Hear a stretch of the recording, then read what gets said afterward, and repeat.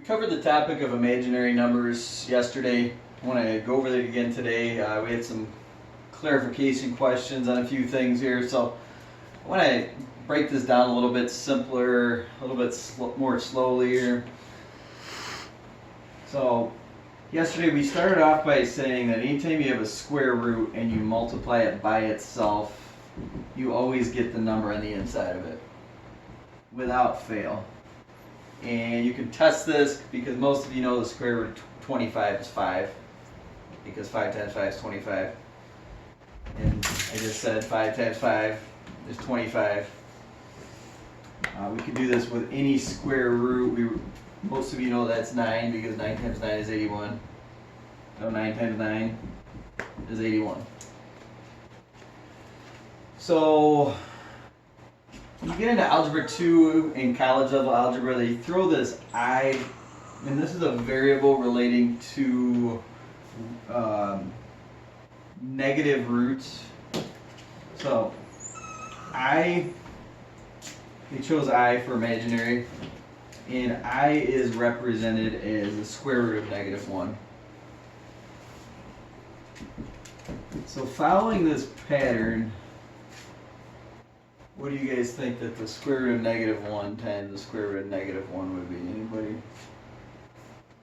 -1. It'd be just -1. Yep, because it always gives you the number on the inside. The mistake people say is, well, I'm multiplying a negative times a negative, and I thought a negative times a negative was a positive. A negative times a negative is a positive. But this is an imaginary number. Remember, this is not even a real number. It's imaginary. It's neither negative nor positive. And the reason we know that is nothing times itself equals -1. A negative times a negative is a positive, and so is a positive times a positive. So we're just going to use that little rule right there. So that's going to tell us that I times I equals -1. Everyone following along there? Okay. Alright, so I to the second equals this times this, which is going to equal that.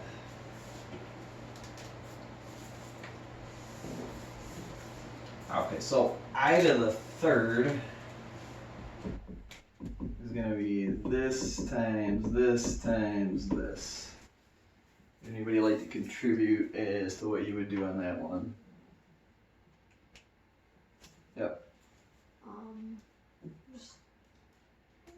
Well, are you asking for the answer? Well, let's do this part of the answer first.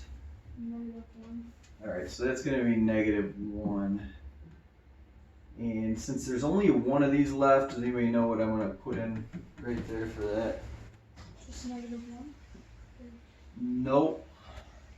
Because remember, this is not -1. This times this is -1. There's only one of these left. 1? Nope. Just drag it down to multiply, If there's only one left, you just put this in its place. So if there's only one of these, then you rate it as I. And then that would be -1I. That making sense?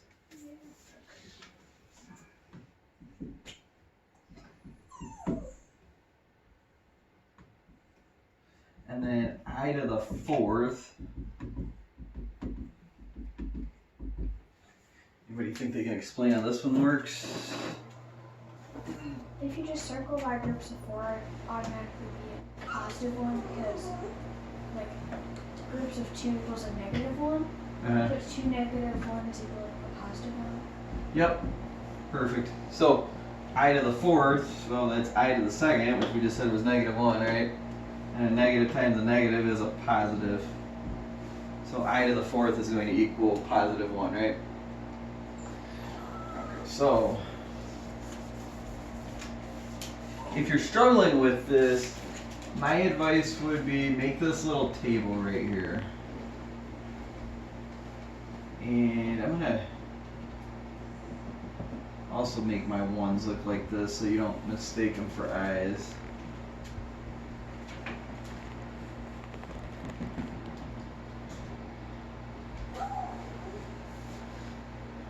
Okay, so I to the third equals this. You could also say negative 1i. I to the fourth equals that. I to the second equals that. And I, if it's all by itself, you just keep it as I. Okay, so if we see something like this now, let's say I to the 17th power. Okay, what I suggest that you do is write this out like this, write out 17 of these. Now, if you're good at this, you're going to just do this in your head, to be totally honest. I would normally just do this in my head. But it's good that you get a visual, you know, the mind thinks in pictures. The second you get a picture of this stuck in your head, you're going to understand it a lot better. So it does take a little bit more time writing it out this way, but... Okay, so I to the 17th. So remember, each of these is an I. We got 17 of those. 4, 8, 12, 16, 17. Any questions up to that point? Okay, so now what I'm going to do is I'm going to use the rules I already established up here. Does multiplying by 1 do anything for us, really? No. So what that's telling me is I can ignore that group of 4 because that's just going to turn into a 1, right? I'm going to ignore this group for the same reason. So 1 times 1 times another 1 times another 1, right? And since this is the only one left over, what do you think I'm going to replace that with? An I. An I. So 1 times I, you can either say is equal to 1i, or you could just say I.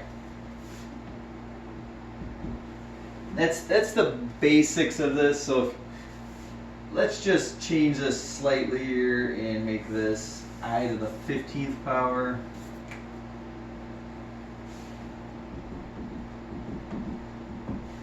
Okay, so same thing here. So 4, 8, 12, 13, 14, 15. So I could just simply go right up here and say that I to the third is equal to negative 1i, right? I know that 1 times 1 times 1 times negative 1i would equal negative 1i, right?